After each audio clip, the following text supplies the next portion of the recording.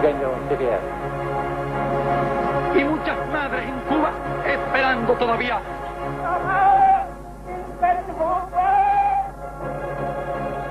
Los gigantes del siglo XX.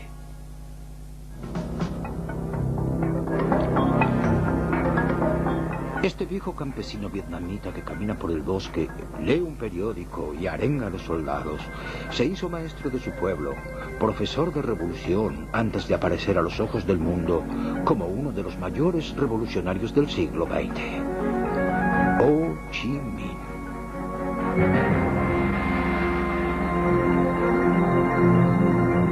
Ho Chi Minh.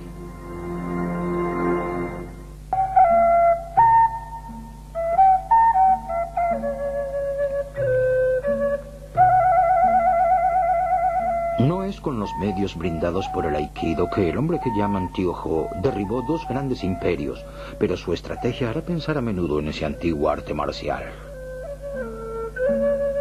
O en el misterioso Tai Chi Chuan, lo que da una idea bien lenitiva de los procedimientos utilizados contra los ejércitos de Occidente.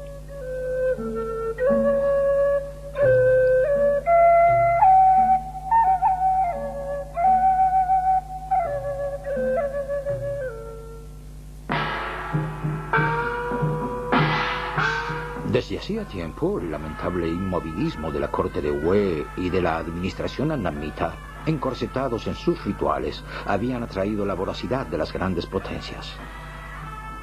En 1882, una cañonera francesa, internándose por el Río Rojo, provoca la respuesta de las tropas tonquineses, que Francia calificará, para descalificarlos, de bandidos chinos y de piratas. Resistencia muy dura, enfrentamientos muy crueles que prefiguran otros.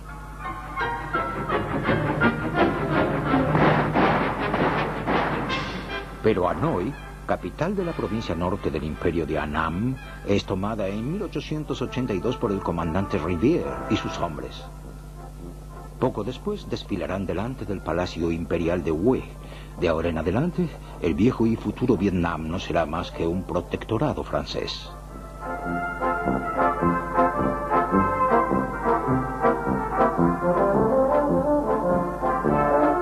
De pronto los vietnamitas se han convertido, detrás de las rejas, en meros espectadores aparentemente insatisfechos. El colonialismo no ha hecho de ellos sirvientes, pero ha agravado su amargura. Aun cuando el célebre puente du Mer, construido por Gustave Eiffel, facilite los transportes. Phan Dinh Phung es el jefe de la revuelta de los Ilustrados, que estalla en 1885. Algunos de sus rebeldes son condenados a la cana, otros son decapitados por el sable. Los niños son invitados a asistir a estas escenas de horror que dejarán huellas imborrables. El futuro Ho Chi Minh no ha nacido aún, pero su infancia estará rodeada de estos terribles relatos. Nguyen Sinh Kung, el futuro Ho Chi Minh, nace en un clima de penuria y de rebelión en el pequeño pueblo de Kim Lien. Su padre, Nguyen Sinh Suk, mandarín menor de segunda clase, considerado subversivo por los franceses, fue separado de la administración después de que un informe de policía lo denunciara como nacionalista. Esta sanción no hace más que exacerbar el espíritu de resistencia de su familia. A los 10 años, el pequeño Kung adopta el nombre de adulto, Tan. Se hace partidario de dos héroes de la independencia, el tradicionalista Phan Boi Chau y el progresista Phan Chau Trinh. Tan va a estudiar a Hue, la capital imperial e intelectual, pero el trato que recibió su padre y el sofocante conformismo de la sociedad mandarina lo empujan pronto a buscar horizontes más amplios.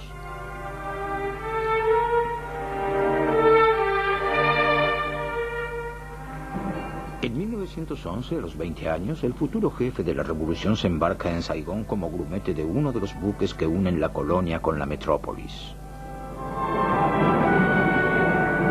Para los ojos de este joven, firmando su primera foto conocida bajo el nombre de Ba, las contradicciones entre el mundo de los ricos y el de los proletarios son aún más evidentes que en su propio hogar. De esta manera, en estrecho contacto con los ricos, el futuro Ho Chi Minh abandona su patria. Volverá 33 años más tarde, célebre y aún en secreto. Mientras tanto, como ayudante de cocinero, lava los platos. Una vez en Marsella, envía una extraña carta bajo el nombre de Tan al presidente de Francia, pidiéndole ser admitido en la escuela colonial. Sorprendente formación para un revolucionario.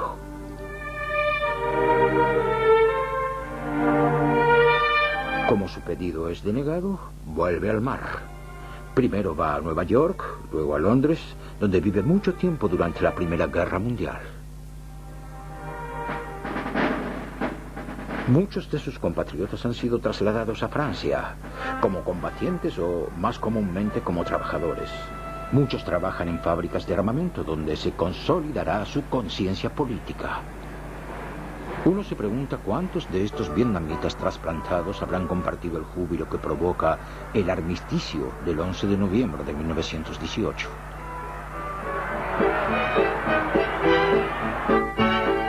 En Versalles, donde Georges Clemenceau y Woodrow Wilson intentan fundar la paz, no se presta casi atención a una carta dirigida a los delegados en defensa de los pueblos colonizados. La firma, sin embargo, es del futuro Ho Chi Minh.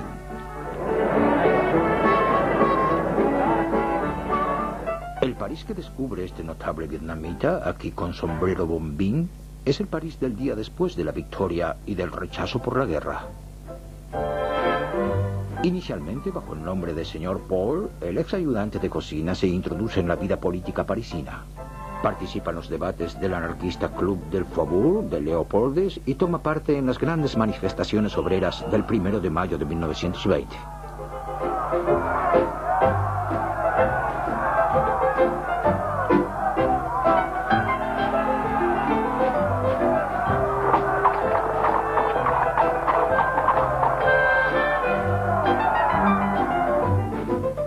Constata que la pobreza no es una prerrogativa de Asia, sino que inclusive en la próspera Europa se manifiesta de una manera trágica. Gana su vida retocando fotografías y se hospeda en una cortada llamada Le Marché des Patriarches.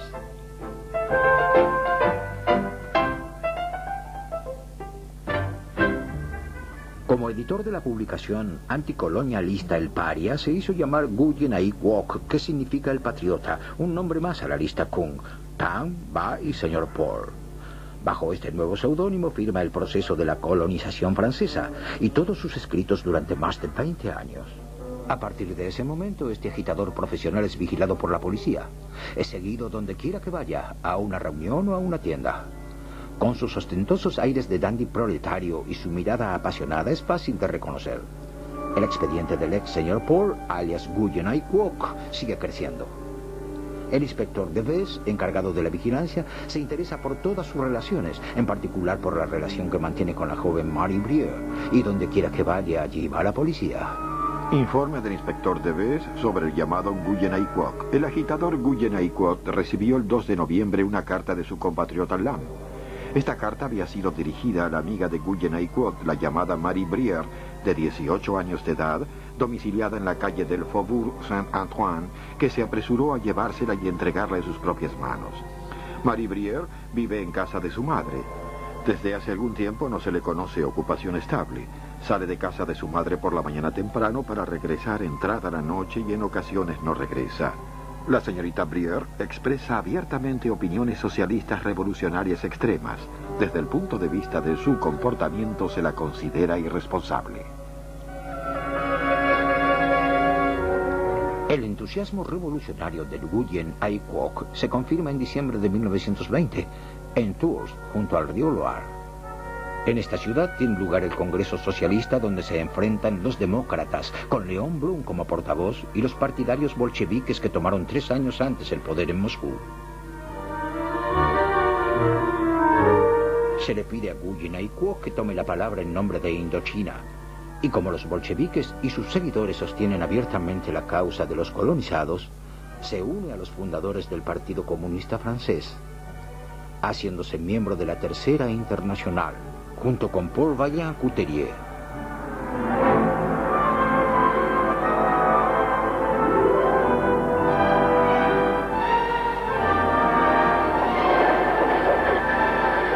A partir de ese momento, momento, Nguyen Ai Quoc es un comunista militante. 3 años más tarde va a Moscú, capital de la revolución. Llegó a tiempo para asistir a los funerales de Lenin, que se ven presididos por Stalin en medio de sus compañeros y de una muchedumbre inmensa. Enero de 1924, entierro de Lenin.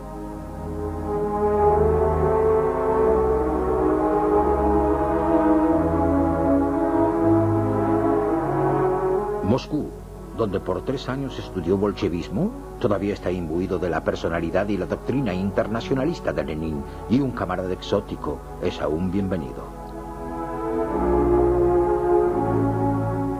Dentro del partido, Nguyen Ai Quoc adquiere la reputación de militante más patriota que teórico. Particularmente cuando participa como delegado oficial de los pueblos colonizados en el Congreso de la Internacional de 1924. En 2 ocasiones, la endeble silueta de un delegado de un desconocido país de Extremo Oriente se hace oír y gana los aplausos de los rudos militantes que Stalin ya había comenzado a poner en línea.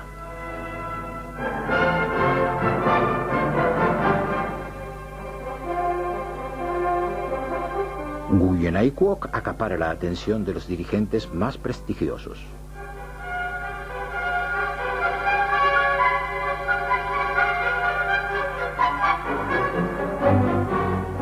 Entre ellos, León Trotsky, con quien conversa en compañía de un camarada de Madagascar. Este contacto con el futuro proscrito hubiera podido costarle el puesto o la vida a un militante menos indispensable a la causa de la revolución en Asia.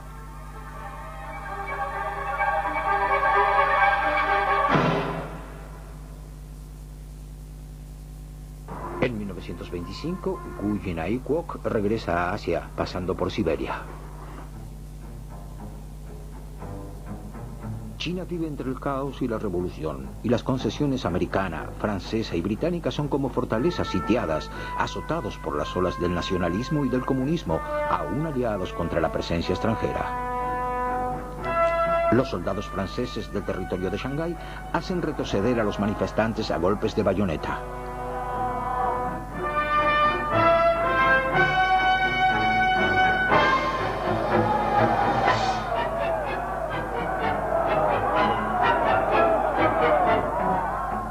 El joven Partido Comunista, el Kuomintang de Chiang Kai-shek, fomenta la furia patriótica. La masa, dentro de la cual es difícil distinguir a soldados de obreros, cae envuelta en una creciente ola de violencia.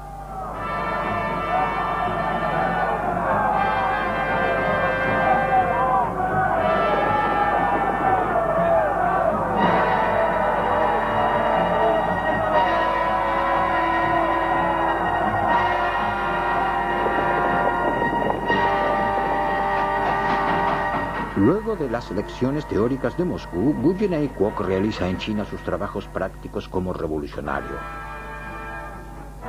Pronto su vida corre peligro.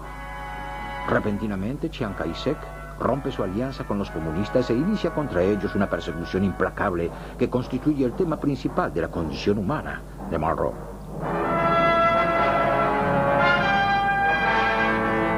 ¿Cómo escapó el militante vietnamita enviado por Moscú a la masacre? Es uno de los misterios de esta vida trágica. Los rojos eran acorralados como animales de presa, decapitados, torturados o abatidos de un tiro en la cabeza.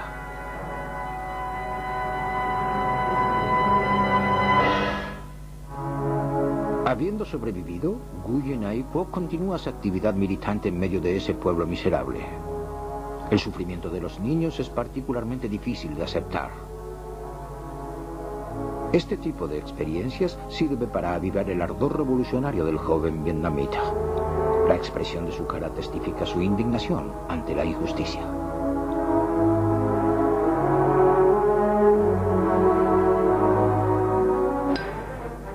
Mientras tanto, en Vietnam la situación no hace más que empeorar. Ya sea que trabajen en las plantaciones, en los arrozales, en las fábricas o en las inmensas minas de carbón de Hon Gai, cerca de Haiphong, los compatriotas de Nguyen Ai Quoc soportan cada vez peor el doble peso de la pobreza y del poder extranjero.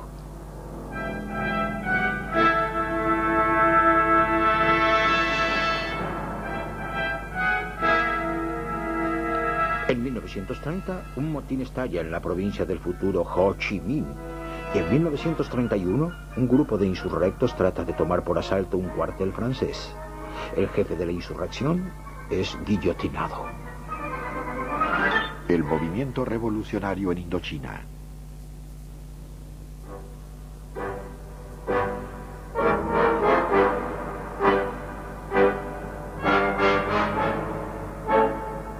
La represión no hace más que agravar la ira y aumentar el prestigio del proscrito Nguyen Ai Quoc, cuya reputación se vuelve legendaria.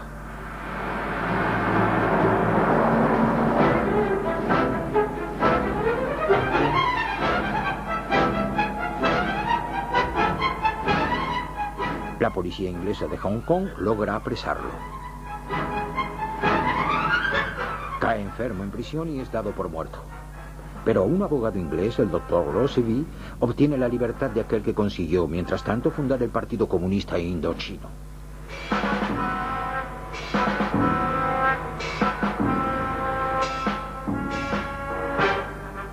En 1940, Japón se asegura el control de Indochina, donde el poder francés sufre el contragolpe de la derrota militar en Europa. El extremadamente reaccionario y militarista imperio japonés abona el terreno para la revolución en Asia. En primer lugar, porque elimina el ascendente psicológico y técnico del europeo, luego porque debilita las diferentes fuerzas conservadoras, y finalmente porque arruina la colonización francesa.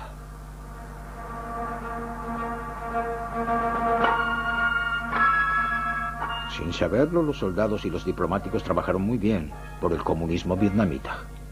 En 1941, para lograr una mayor eficacia, Nguyen Ai Quoc integra su partido dentro de un frente nacional independiente, el Viet Minh.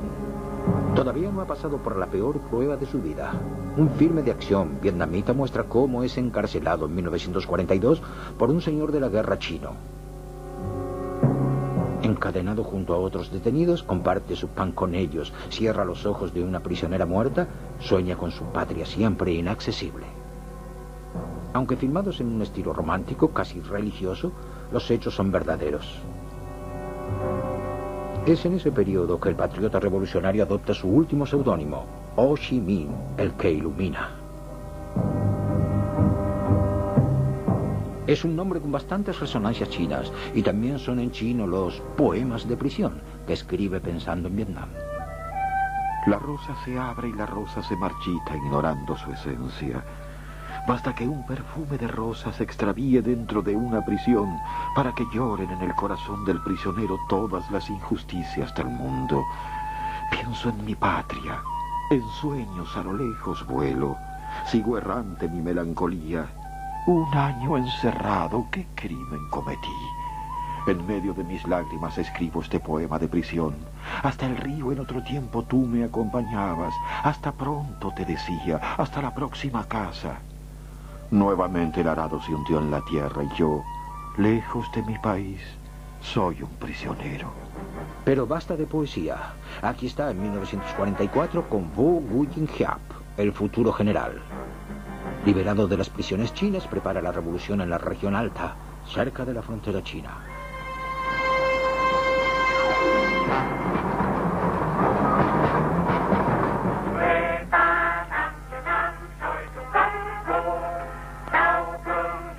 Su biografía filmada lo muestra en la gruta de Pac Bo, dando la bienvenida a los montañeses que se unen al movimiento.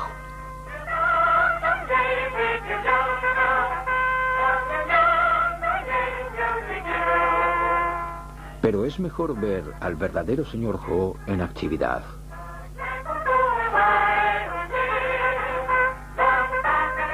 Instruyendo, arengando a los militantes, desplegando una desbordante actividad de propaganda alimentada con las obras de Lenin y con la historia de la nación vietnamita.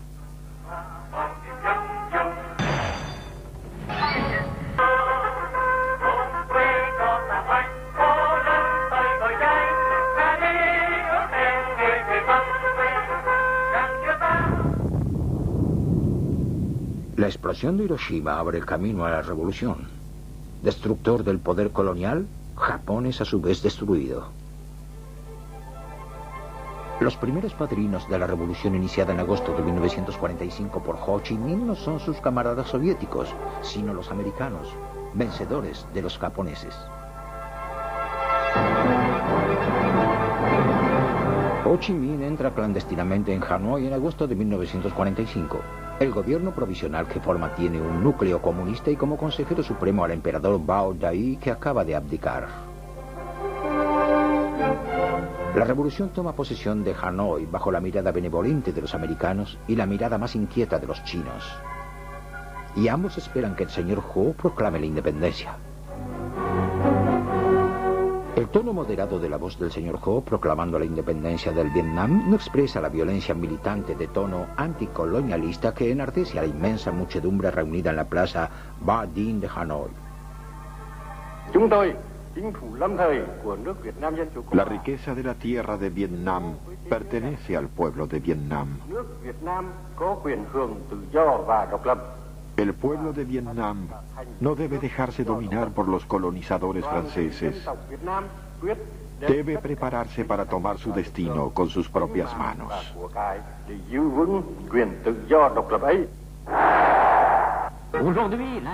Hoy Francia debe a su prestigio reconquistar esta tierra fiel y marcada por su genio colonizador. El énfasis del locutor de las actualidades francesas sirve para subrayar el carácter temerario que tendría un intento de reconquista. Mientras que Leclerc desembarca en Saigón, bajo la lluvia de los monzones, el señor Ho monta guardia delante de su bandera. Como padre de la independencia, Ho Chi Minh ejerce un poderoso ascendente sobre las masas vietnamitas.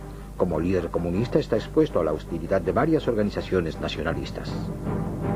Pero tiene una sólida guardia pretoriana para protegerlo. Durante 30 años estará integrada por Pham Van Dong, el administrador, Truong Chinh, el ideólogo, y Vo Nguyen Giap, el soldado. El general Leclerc y sus más próximos colegas comprendieron que Francia debía llegar a un acuerdo con la revolución.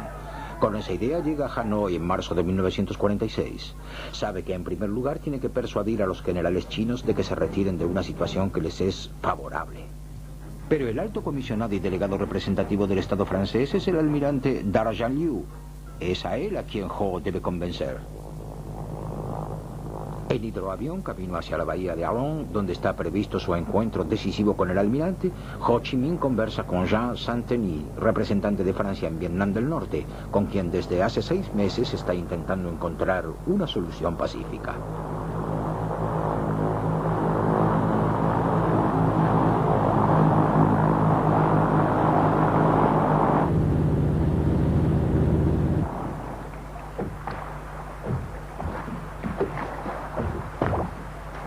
Darjean Liu espera al revolucionario a bordo del crucero Émile Bertin. Ho está nervioso y ansioso.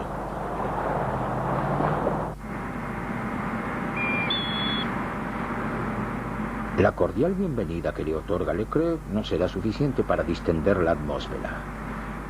Darjean Liu explica a Ho que los acuerdos que ha alcanzado hasta el momento con Leclerc y Saint-Denis no tienen valor, sino están ratificados por el gobierno francés, y que él personalmente no está en su favor.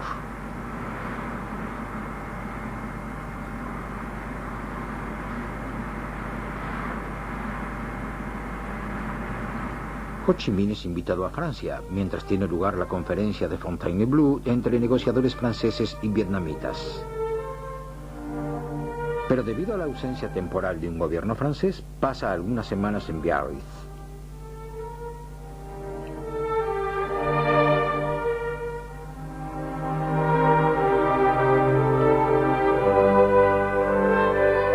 Allí encuentra amigos, recorre el País Vasco y asiste a partidas de pelota vasca con evidente interés.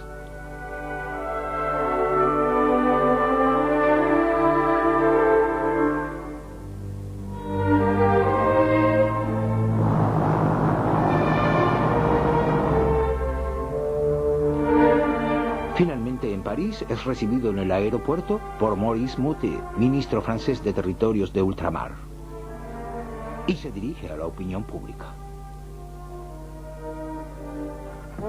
En nombre de mi pueblo y del mío, les traigo un saludo fraternal y les digo 1000 gracias. Toda mi vida he luchado contra el colonialismo francés, pero siempre amé y admiré al pueblo francés. Queremos que la colaboración entre nuestros dos pueblos sea libre, leal y fraternal. Estoy seguro de que lo lograremos. No hay obstáculo que nos impida llegar a una solución en la Cochinchina.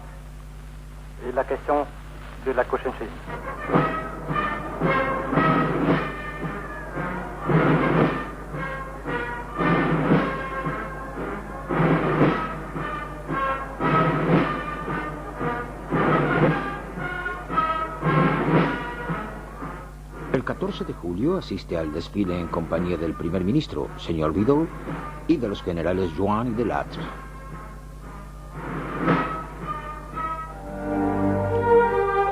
El Hotel Royal Monceau, donde lo instalan, le parece demasiado lujoso.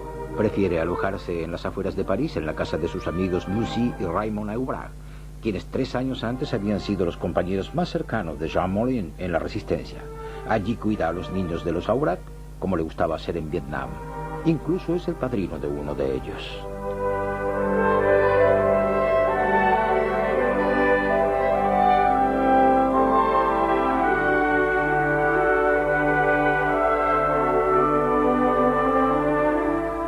La conferencia entre las delegaciones francesa y vietnamita, presidida por Pham Van Dong, brazo derecho del señor Ho, tiene lugar en el Palacio de Fontainebleau.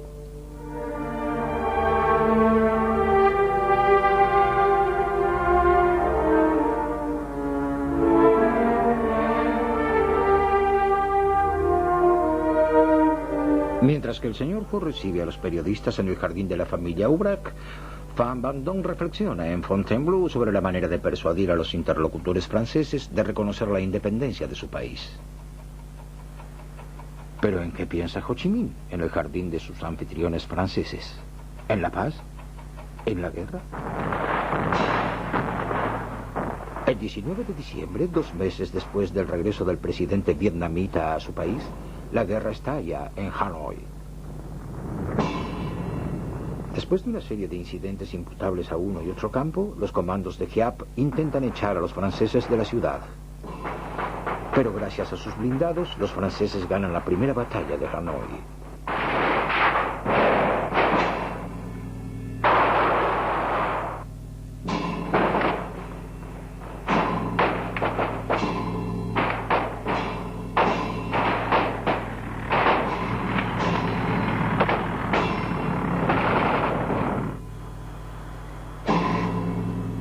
El tío Ho salta sobre un caballo y huye al monte.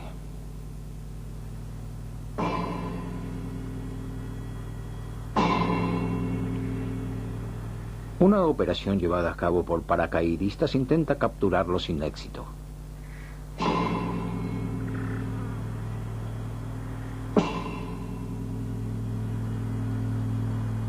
Es más fácil incendiar un pueblo donde se ve quemar, colgado a un muro de bambú, el retrato de Ho Chi Minh. Nuevamente el viejo jefe recorre el monte, arengando a los campesinos, haciendo de maestro de escuela o de monitor, hablando con sus compañeros. Aquí con Tronchin y comentando el periódico como lo hacen los campesinos.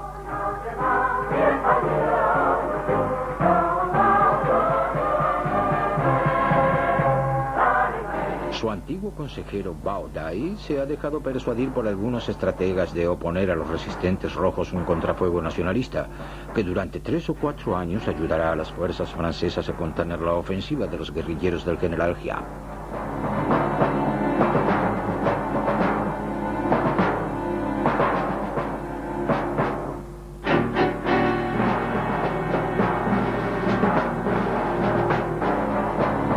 El tío Ho, así lo llaman familiarmente los vietnamitas, está mejor adaptado a la vida en el monte que a las ceremonias oficiales. Pescador hábil, caminador infatigable, parece feliz de recorrer ese viejo y querido país del que ha estado alejado por más de 30 años, más cerca en apariencia de Gandhi que de Lenin.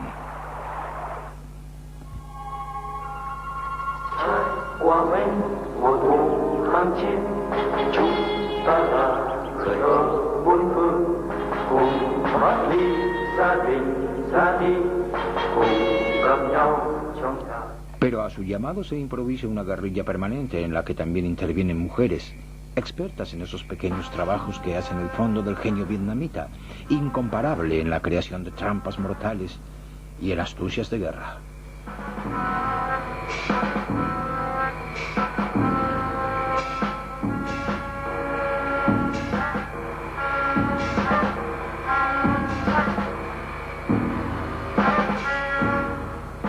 Y siempre es el tío Ho el que preside e inspira al Estado Mayor de esta guerrilla, reunido en una gruta que ha elegido como domicilio.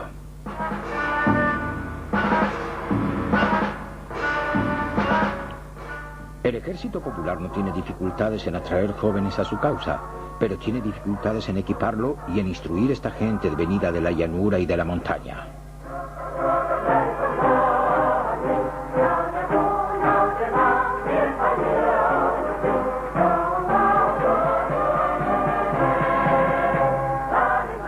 Pero una disciplina se improvisa frente a la bandera y frente al señor Ho.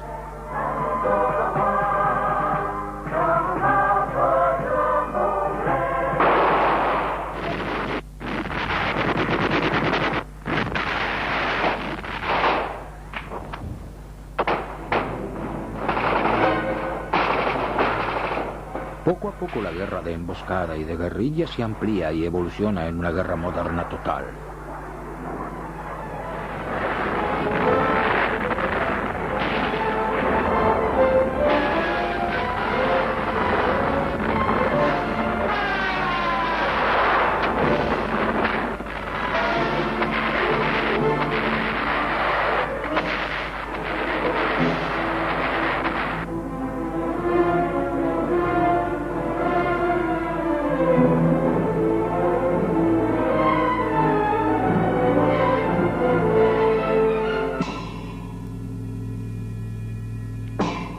Pero siempre se ve a Ho Chi Minh en el centro del dispositivo estratégico, en medio de sus eternos lugartenientes.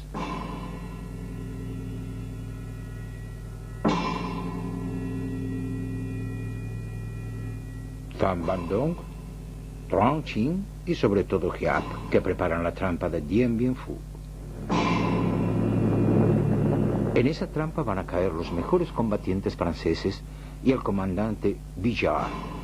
La mayoría de ellos se hace muy pocas ilusiones sobre la capacidad estratégica de sus generales. Giap hace dibujar un mapa inmenso para representar mejor la operación.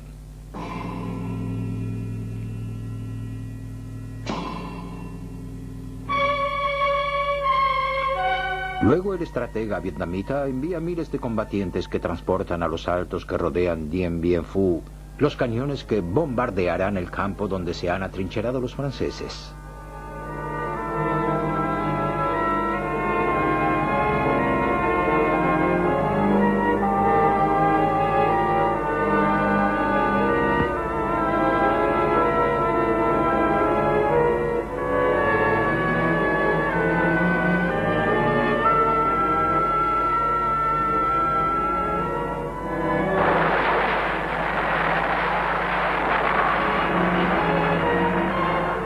Será ejecutado paso a paso hasta el total aniquilamiento de las fortificaciones que serán finalmente tomadas de asalto por la infantería de Giap. Después de la caída de Dien Bien Phu, 11.000 combatientes serán conducidos a los campos de prisioneros donde recibirán un trato inhumano que quedará como una mancha sobre la memoria del principal responsable, Ho Chi Minh.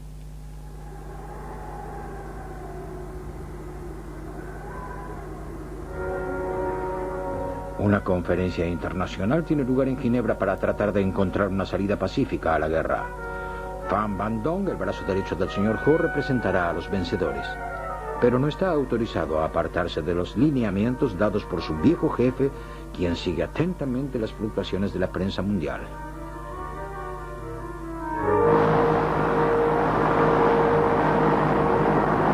Llegada a Ginebra, el diplomático vietnamita es cordialmente saludado por sus poderosos y a veces incómodos aliados, el chino Zhou Enlai y los soviéticos Molotov y Gromyko.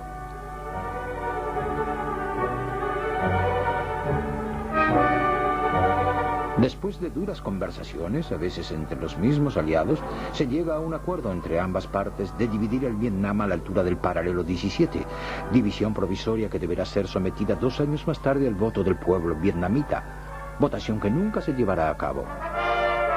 Arquitecto del acuerdo, Pierre Mendès France saca la siguiente conclusión. La razón es la paz largamente esperada. Símbolo para una gran parte del mundo de la independencia reconquistada, Vietnam del Norte puede bien fijar su victoria. Pero esto no significará una victoria para la libertad individual. El hombre mayor que no duda en saludar agitando un casco colonial es indudablemente Ho Chi Minh, que la muchedumbre aclama como el inventor y luego el salvador de la independencia. Pero esta hoz y este martillo que ondean en la bandera no son las herramientas de la democracia. Es ahora el turno de Hanoi de sufrir el sistema opresivo que aún asfixia a Moscú, Praga y Budapest.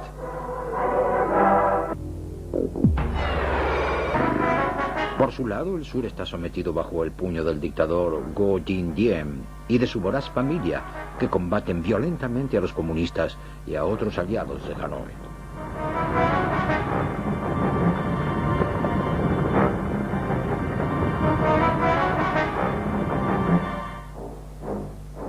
El régimen de Ho Chi Minh pone en evidencia su totalitarismo y rigidez ideológica en la aplicación brutal de la reforma agraria. A pesar de una cuidadosa campaña de propaganda que se esfuerza en mostrar un pueblo entusiasta, la reforma es un fracaso que costará a Trong Chinh su puesto de secretario general del partido único, el Lao Dong.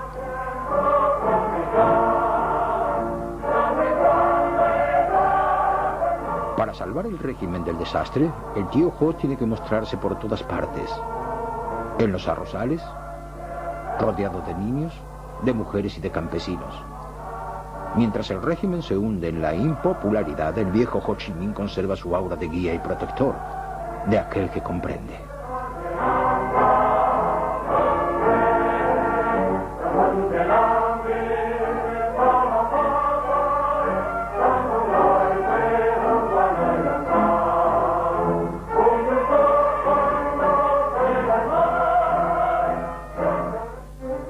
El soporte americano a Vietnam del Sur contra la amenaza comunista fue reiteradamente expresado por el vicepresidente Nixon y luego por el presidente Eisenhower.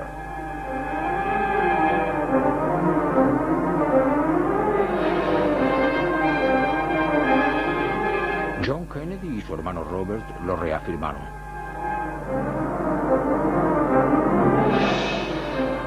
Lyndon Johnson llevó aún más lejos el compromiso cuando solicitó ante el Congreso de los Estados Unidos duplicar el presupuesto de ayuda militar al Vietnam.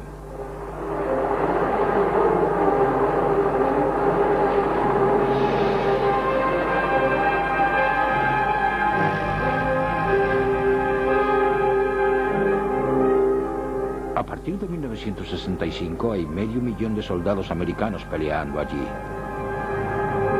Desde Saigón hasta Da Nang pelean contra las fuerzas de Ho Chi Minh comandadas por el general Giap, vencedor de Dien Bien Phu. La formidable armada norteamericana que comanda el general Westmoreland está apoyada además por un ejército sudvietnamita que no cesa de incrementar su capacidad de combate.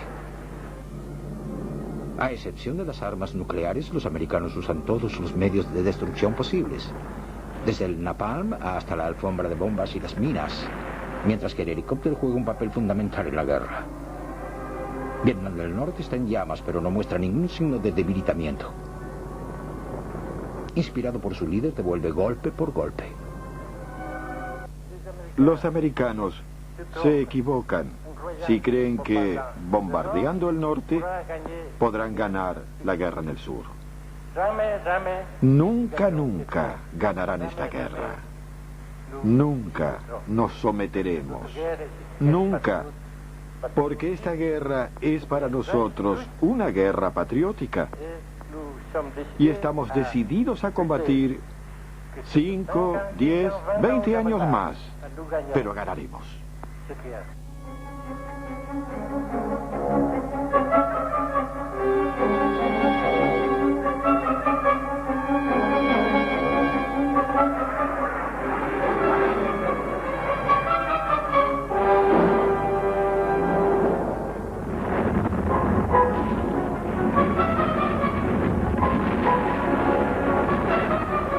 secreto de la resistencia del norte es una defensa pasiva tan bien organizada y perfeccionada que el pueblo encuentra en ella la confirmación de su solidaridad, compitiendo entre ellos en ingenio, como les enseñó el tío Ho.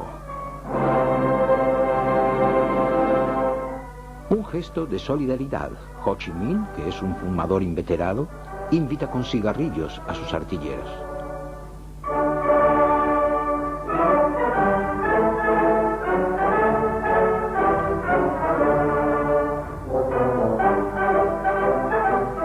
Extraordinaria continuidad. 15 años después, el tío sigue siendo el conductor de la nación, flanqueado como siempre por Pham Van Dong y Giap. Ho, que ha cambiado su casco colonial por una gorra china, supervisa el entrenamiento de sus soldados. En esta época solicita la intervención de De Gaulle para que Francia haga aplicar los acuerdos de Ginebra. Charles de Gaulle responde al llamado del viejo adversario de Francia, y el 1 de septiembre de 1967, durante una visita a Camboya, invita a los Estados Unidos a poner fin a su intervención en Indochina. La posición de Francia es firme. Es la reprobación, la condena. No hay ninguna razón por la cual un pueblo de Asia deba someterse a la ley de otro pueblo que viene del otro lado del Pacífico.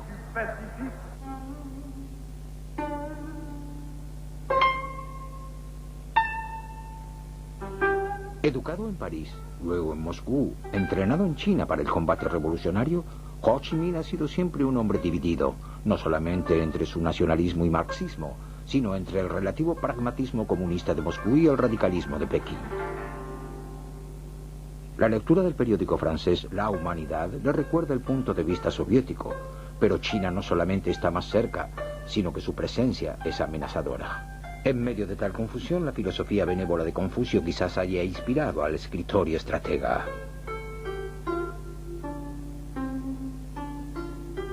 Nada como buscar la información en sus fuentes. En Moscú, en 1960, abraza efusivamente al mariscal Vorochilov, que se mostró un poco sorprendido por esta demostración.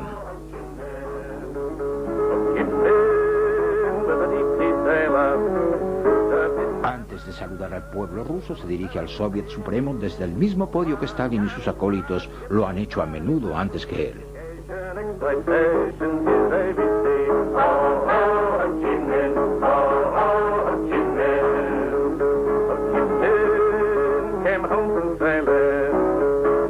Pero lo que él desea es rendir homenaje a su maestro Lenin.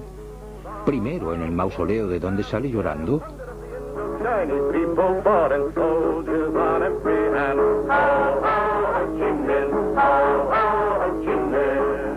y luego en su escritorio en el Kremlin, desde donde Lenin dirigió los comienzos de la Tercera Internacional, a la que él se unió en 1920 cuando aún era muy joven. Aunque inclinado hacia Moscú, intentará manifestar el mismo cariño por los chinos. También se arroja efusivamente en los brazos de un Mao sofocado que intenta escapar del abrazo.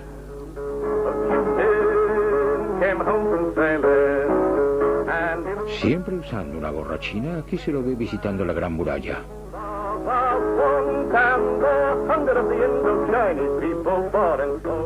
Y aquí, finalmente, en el despacho de Mao, que prefiere adoctrinar más que abrazar a sus huéspedes.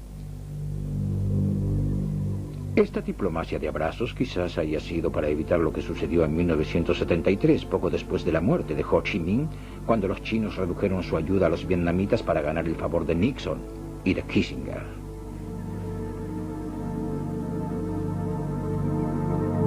Pero esto no evitará a los norteamericanos el desastre de Saigón en 1975, la fuga desesperada de sus aliados vietnamitas y los sabotajes masivos a su material, sobre todo los apreciados helicópteros con los que pensaban lograr la victoria.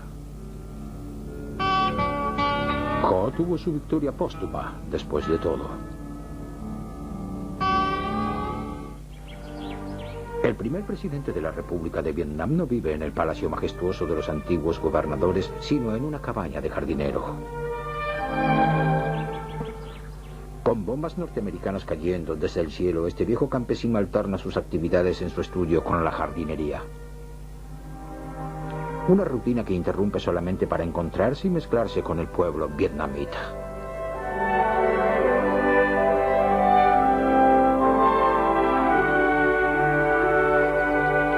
Los momentos más felices de este viejo célibe son aquellos que transcurren en compañía de los niños y conscientemente cultiva la leyenda del tío favorito.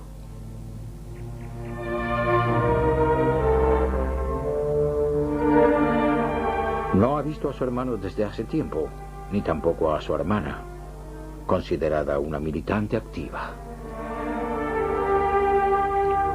Aquí, asistiendo a un concierto, rodeado de niños, una vez más. Incansable, el anciano se esfuerza aún para levantar el ánimo de su pueblo. Los Estados Unidos han bombardeado el norte del país.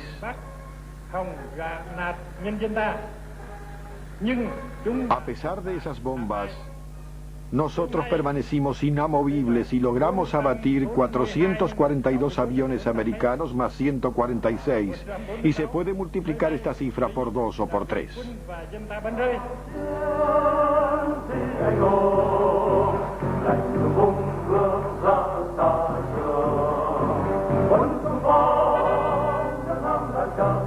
A los 78 años, tiene dificultades en expresarse.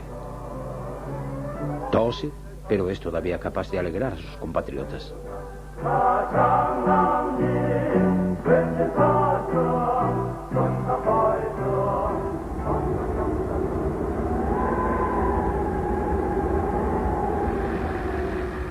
En su lecho de muerte, bajo el ojo de la cámara, el tío Ho, rodeado como siempre de sus sobrinos más leales, Pham Van Dong, Tron Chin y Hiap, y también de sus médicos que aguardan el último suspiro del combatiente. De pronto, uno de ellos detecta que se detiene su respiración. Se inclina, cierra sus ojos, y las lágrimas brotan de los ojos de estos hombres implacables.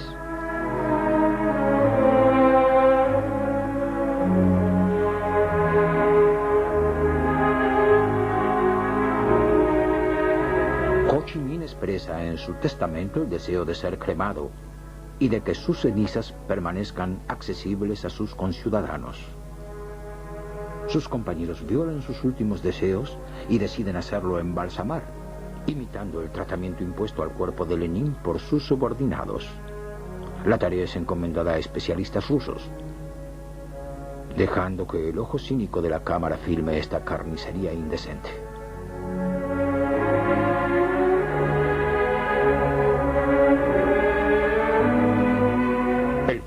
Ho Chi Minh, el 9 de septiembre de 1969, moviliza una muchedumbre sobre esta plaza de Ba Dinh, donde 24 años antes él proclamó la independencia.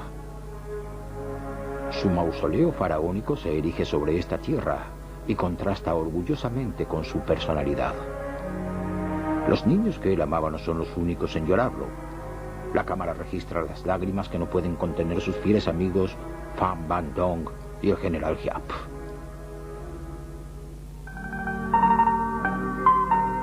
Ho Chi Minh hizo resucitar Vietnam e hizo estremecer a dos imperios occidentales. Es uno de los hombres que marcó profundamente al siglo XX. Pero la sangre derramada, las pérdidas ocasionadas, las divisiones impuestas en su pueblo, las ruinas, los huérfanos, los minusválidos, los abandonados, todo esto nos lleva a preguntarnos si el precio pagado por estas proezas no habrá sido demasiado alto. Como hombre poseía virtud, coraje e imaginación política y una calidez humana a la cual pocos pudieron sustraerse. Amaba a su pueblo, sobre todo a los niños, y lograba sentirse a gusto con unos y con otros. Y no hay duda de que Vietnam, bajo el yugo colonial desde fines del siglo XIX, deseaba ser libre. Esta liberación nacional no llevó, sin embargo, a liberar a los ciudadanos, aún hoy aplastados por el trabajo, y más aún por las limitaciones impuestas por el Estado. El colonialismo francés fue reemplazado por una subordinación a Rusia, al menos en vida de Ho Chi Minh, y las relaciones con China fueron alternativamente obsequiosas y beligerantes. Las relaciones con ambos países significaron grandes riesgos para Vietnam. No hay duda de que una revolución era necesaria para resucitar el viejo reino moribundo del siglo XIX. Pero el sutil Ho Chi Minh no fue capaz de impedir que su país adquiriera la cruel máscara del estalinismo. No supo establecer una independencia frente a Moscú que no le habría evitado una guerra contra los franceses, pero sí contra los norteamericanos. El viejo pescador que quería liberar a su pueblo y unificarlo le devolvió su orgullo, pero no le proporcionó una verdadera unidad, ni tampoco la felicidad. Ai yêu bác Hồ Chí Minh.